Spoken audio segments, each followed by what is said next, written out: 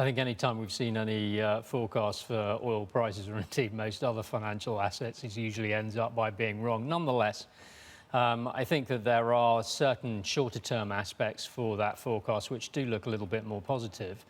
But the core thing is that the marginal producers, so shale and so forth, seem to be able to turn on the supply taps much more quickly than people had originally expected.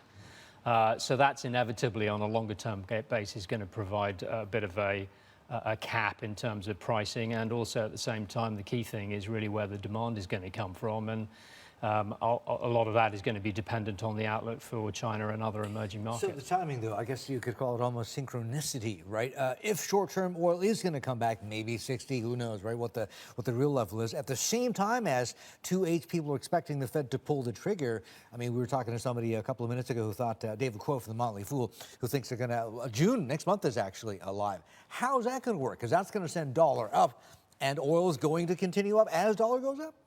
Well, I mean, it's been interesting that looking at the commodity complex. I mean, we've seen gold obviously rallying very strongly during the first part of this year, and that partly is due to an inverse relationship with the US dollar. So weaker dollar, stronger gold. And I think to some extent the same could apply for the remainder of the commodity complex as well.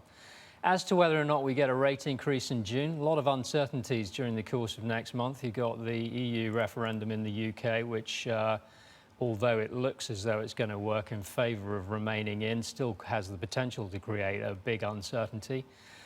So at the moment, the futures are suggesting no rate increase in June and possibly maybe in July, but back end of the year seems more likely.